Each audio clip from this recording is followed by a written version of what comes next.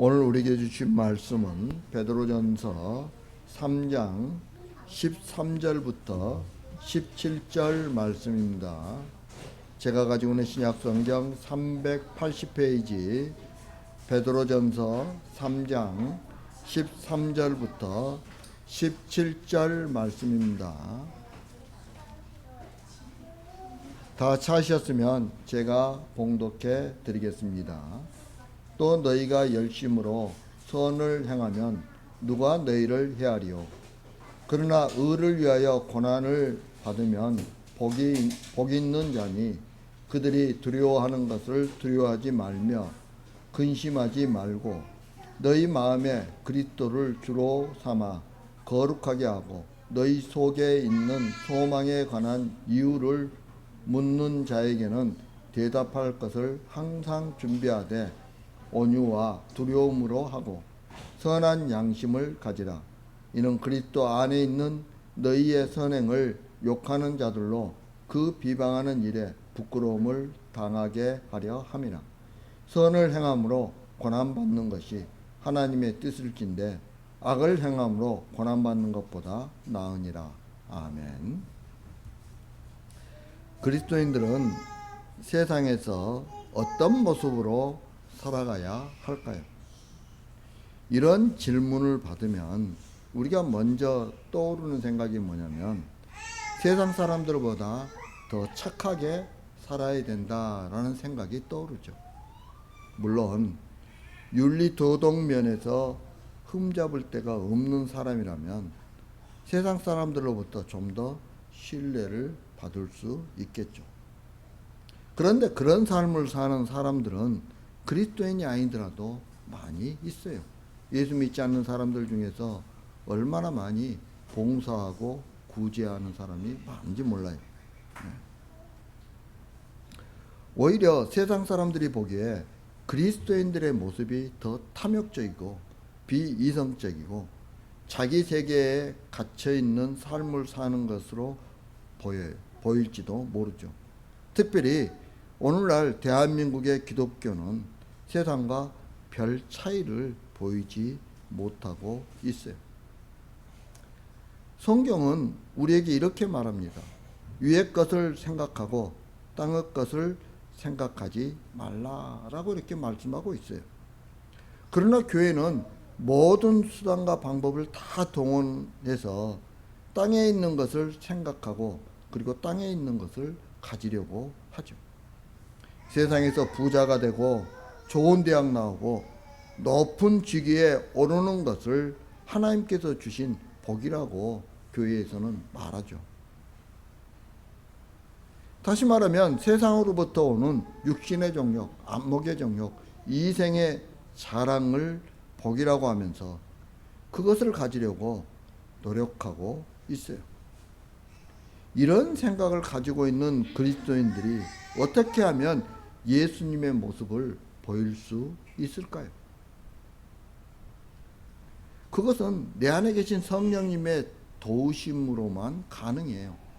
여러분, 이게 다른 사람 이야기를 하는 게 아니에요. 지금 이 자리에 있는 우리 이야기를 하고 있는 거예요. 내 이야기를 하고 있는 거예요. 내 이야기를. 이처럼 눈에 보이는 세상 교회는 문제가 많죠.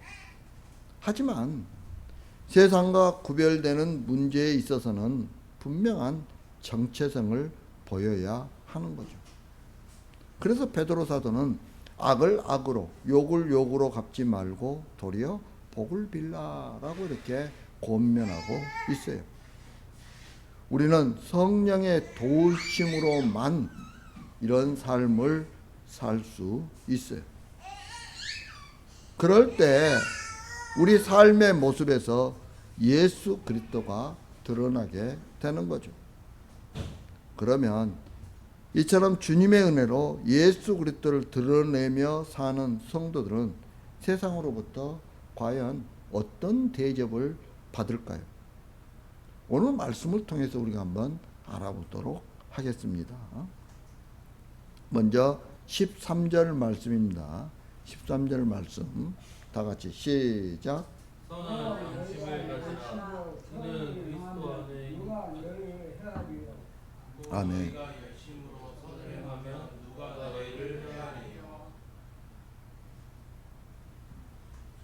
너희가 열심으로 선을 행하면 이란 말을 직역하면 너희가 선에 열심 있는 자들이 되면 이란 뜻이에요. 여기서 열심 있는 자들이란 말은 당시 유대의 독립을 위해 로마의 폭력으로 항거하던 열심당원들을 가리키는 말이에요. 열심 있는 자란 말이 열심당원이란 말이에요. 네. 그런데 이 단어는 당시 헬라 문화권이나 성경에서도 진리나 선행 등의 열심인 사람들을 가리켜 자주 사용되었던 단어이기도 하죠.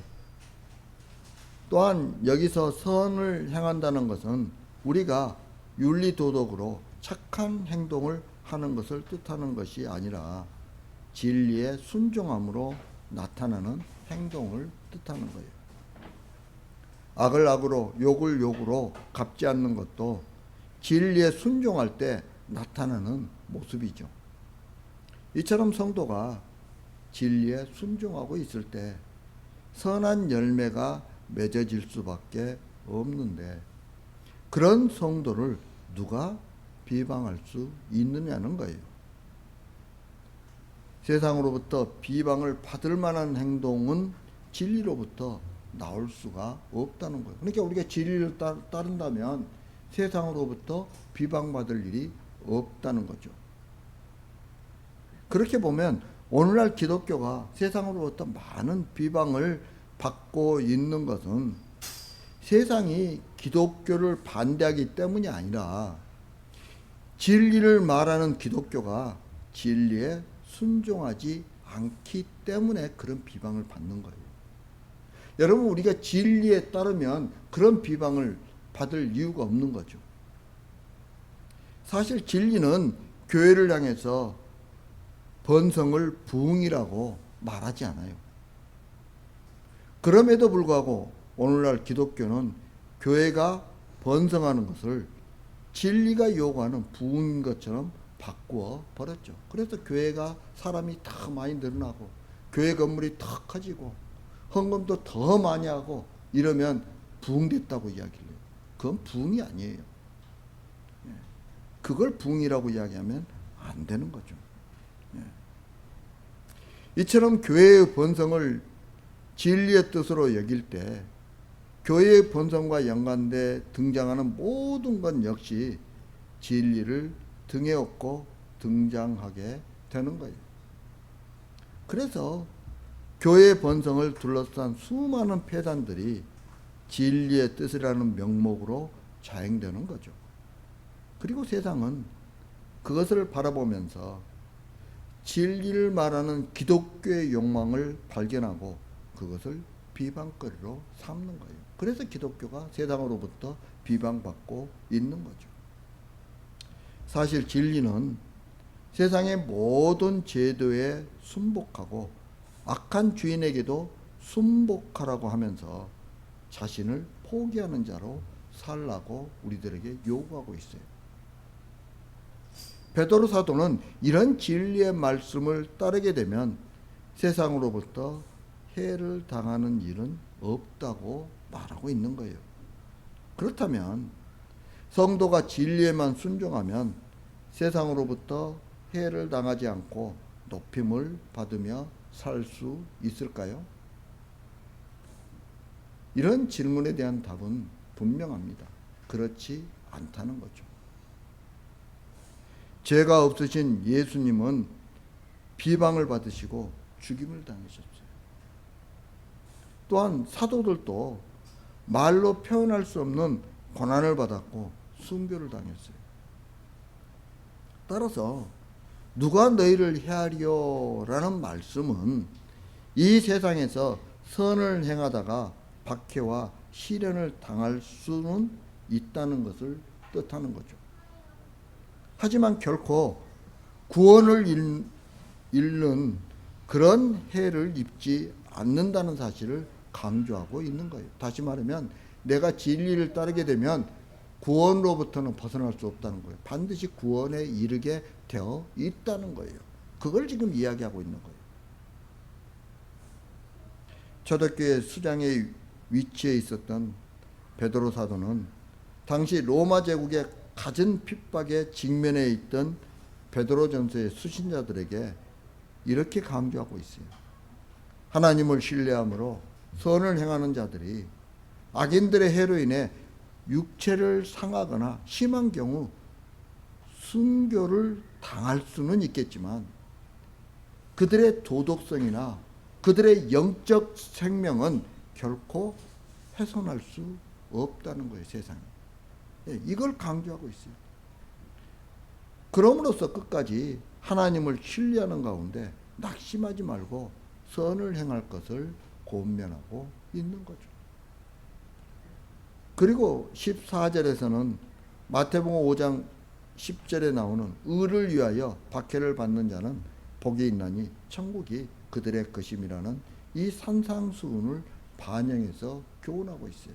여러분 14절 말씀 한번 읽겠습니다. 14절 말씀 다 같이 시작.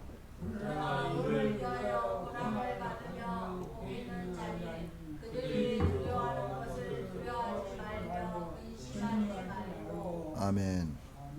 의를 위하여 고난을 받으면이라는 말은 의의 길을 갈 때 고난을 받을 수밖에 없다는 것을 뜻하는 거죠. 왜냐하면 성도가 가는 의의 길은 세상이 가는 길과 다르기 때문에 그래요. 세상은 오직 자신을 위해 살지만 성도들은 예수 그리스도를 위해 살아가요.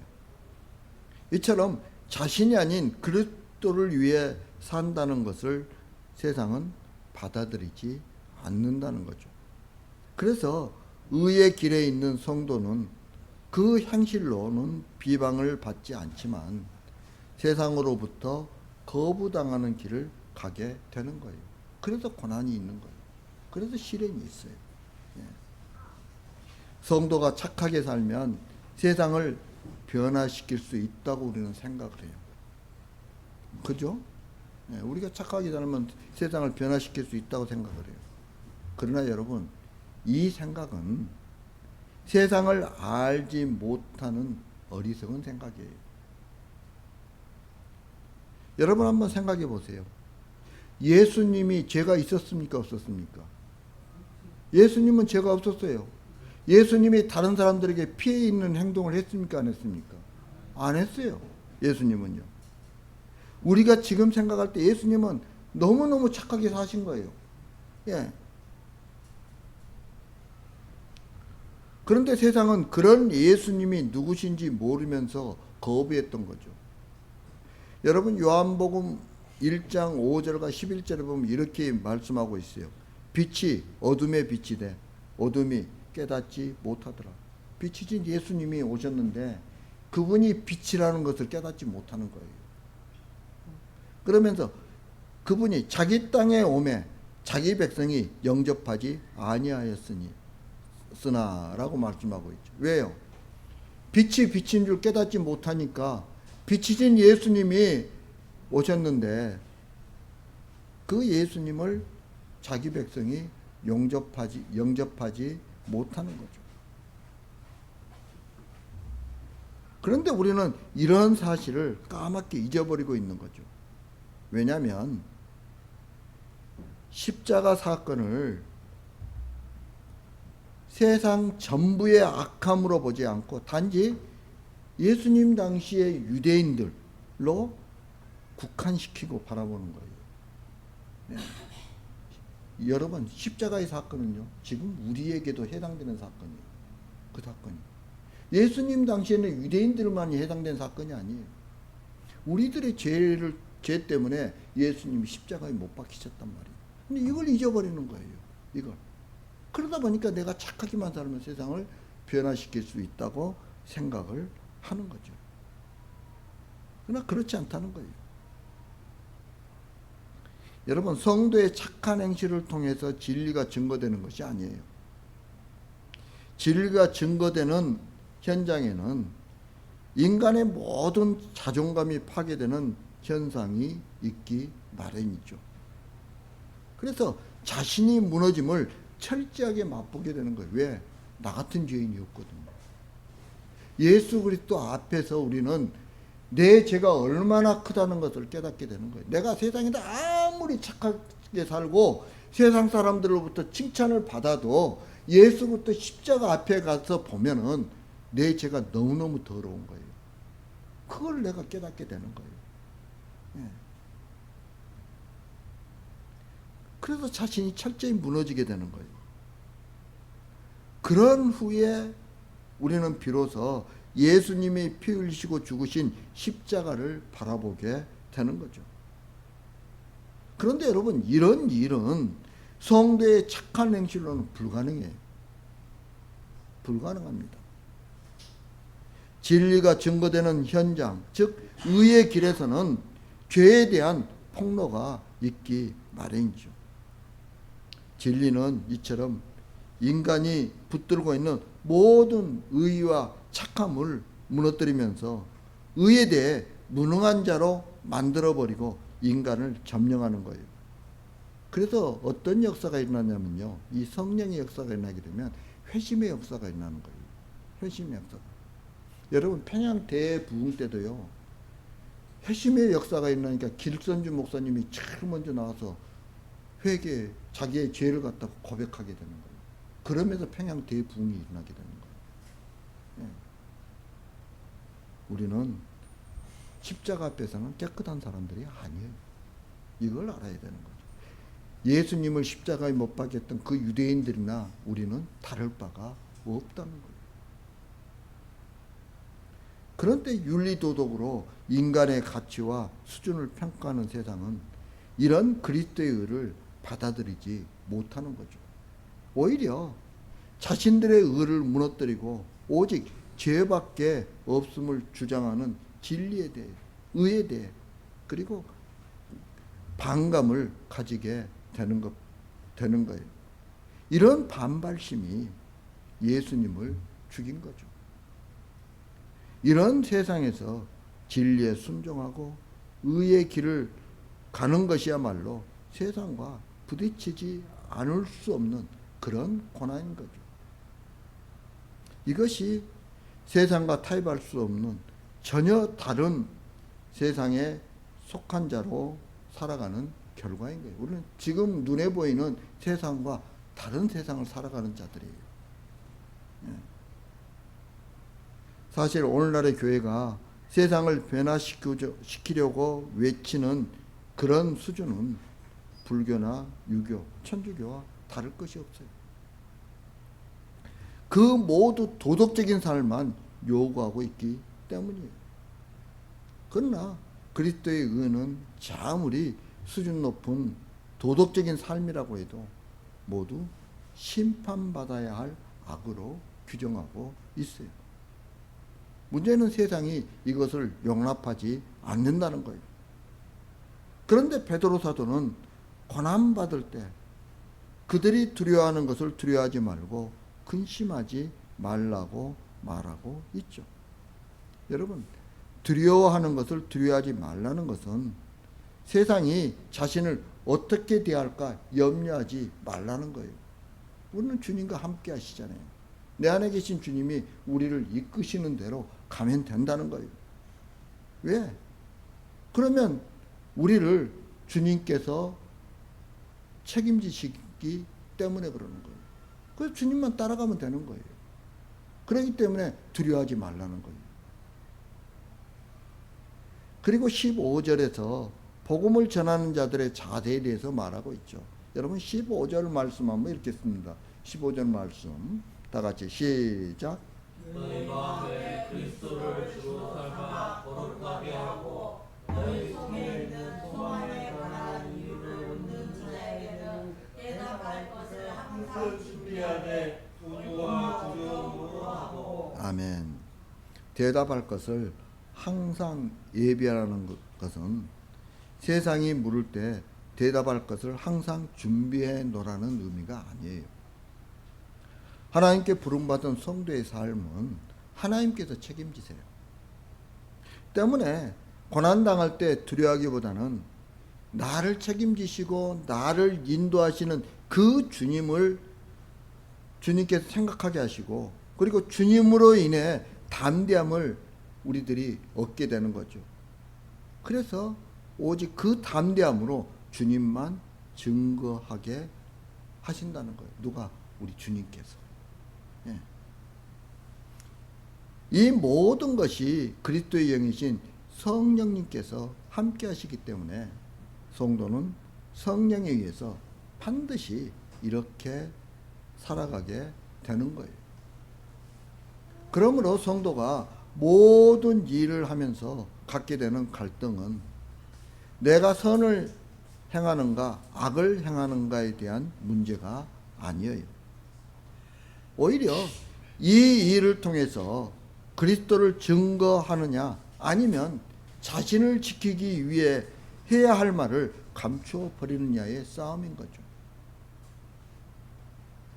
따라서 베드로 사도는 복음을 전할 때 온유와 두려움으로 하라고 권면하고 있어요.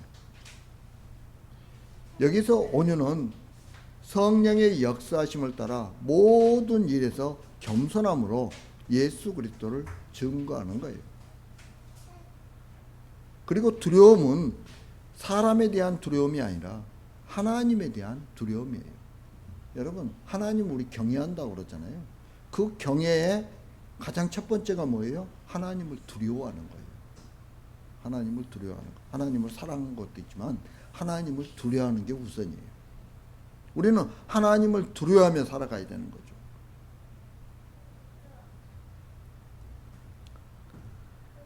하나님에 대한 두려움을 갖게 되면 이 세상 그 누구도 두려워하지 않게 돼요. 오직 하나님만 두려워하게 되는 거죠. 다시 말하면 하나님에 대한 두려움이 자신이 세상과 타협하고 그리스도를 증거하기를 포기할 것 같은 생각을 갖지 못하게 하는 거예요. 담대하게 나아갈 수 있게 담대함을 주시는 거예요. 담대함. 그래서 성도는 이런 온유와 두려움으로 사는 사람이라는 거예요. 그래서 복음을 우리가 전할 때도 온유와 두려움으로 하는 거예요. 하나님에 대한 두려움으로 하는 거예요. 그럴 때 더욱더 담대함으로 복음을 전할 수 있다는 거죠. 자, 그러면서 16절 말씀입니다. 16절 말씀 다 같이 시작.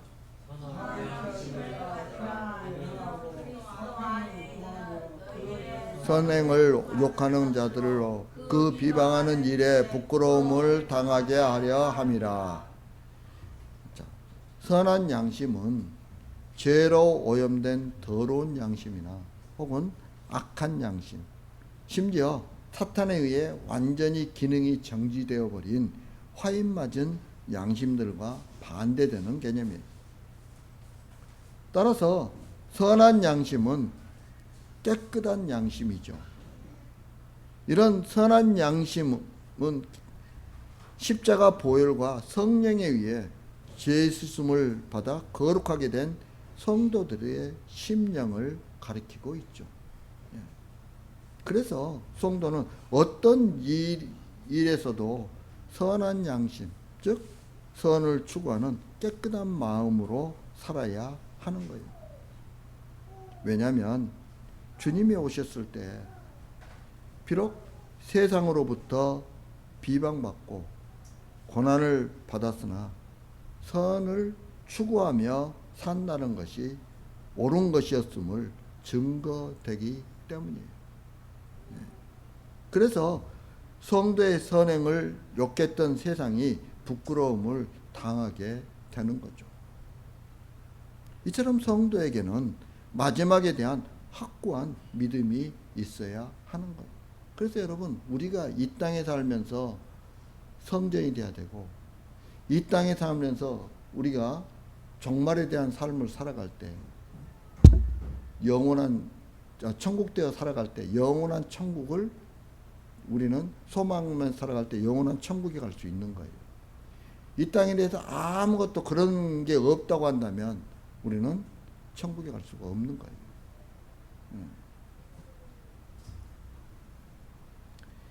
여러분, 무엇이 생명인가를 바라봐야 되고 어떤 비방과 고난에도 굴복하지 않아야 되는 것이죠. 우리는 오직 진리만 따르며 사는 자가 되어야 하는 거죠. 여러분, 진리밖에 없어요. 세상에 어떤 말을 해도 진리 위에 다른 말이 없어요. 교회에서 선포되는 모든 말씀 속에서 예수 그리스도를 제외한 말은 거짓이에요. 세상에 더 착하게 살라고요? 아니에요. 우리는 예수님만 따라가면 되는 거예요. 내 안에 계신 성령님이 인도하신 대로만 가면 되는 거예요. 그게 분명한 겁니다. 때문에 이처럼 진리의 길만 따르기를 소원하는 성도에게 고난은 있을 수밖에 없는 거죠. 우리에게는 고난이 있을 수밖에 없어요. 예수님을 따라가는 사람을 살기 때문에. 왜 그럴까요? 내 안에 있는 세상적인 마음, 세상을 바라보는 마음, 이 마음과 우리는 항상 싸워야 되기 때문에 얼마나 힘들겠어요. 여러분 17절 말씀 한번 읽겠습니다. 17절 말씀 다 같이 시작. 선을 행함으로 고난받는 것이 하나님의 뜻이시되 악을 행함으로 고난받는 것보다 나으니라. 아멘. 여기서 베드로 사도는 고난받는 것이 하나님의 뜻이라는 전제하에 선을 행함으로 고난받는 것과 악을 행함으로 고난받는 것을 비교하고 있죠.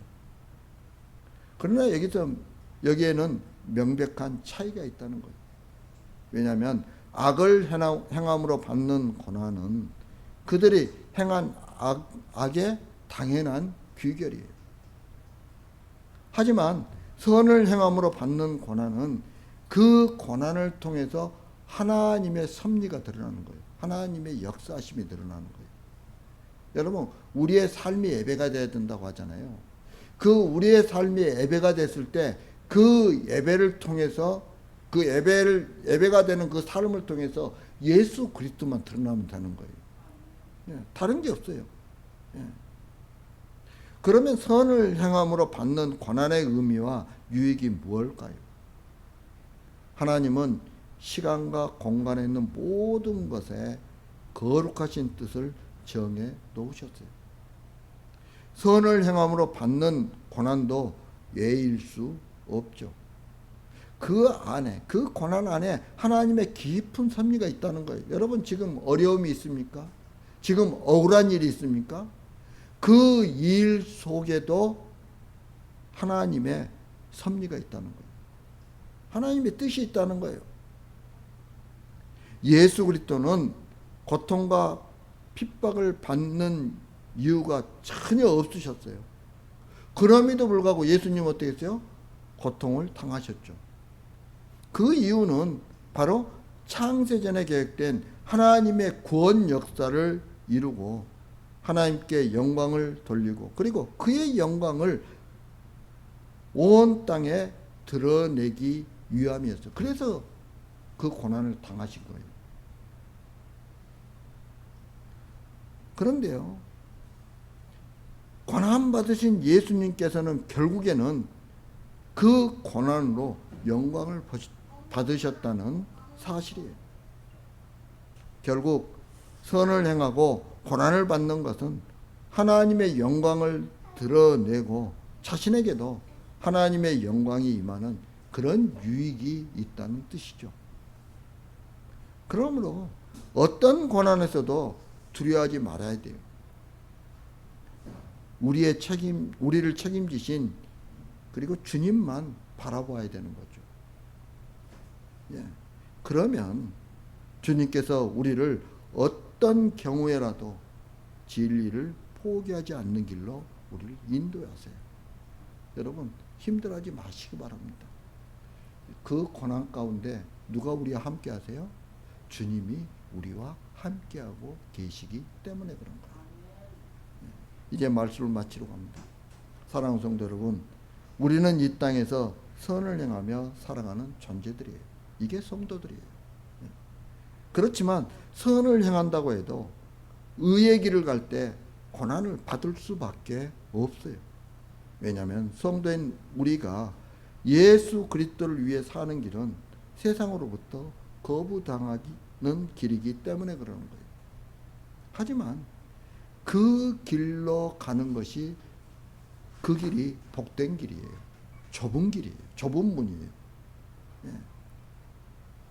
따라서 마지막 때에 굳은 믿음을 가지고 선한 양심과 온유와 두려움으로 살아가는 그래서 하나님의 영광을 드러내며 사는 저와 여러분들이 되길 주님의 이름으로 축복합니다.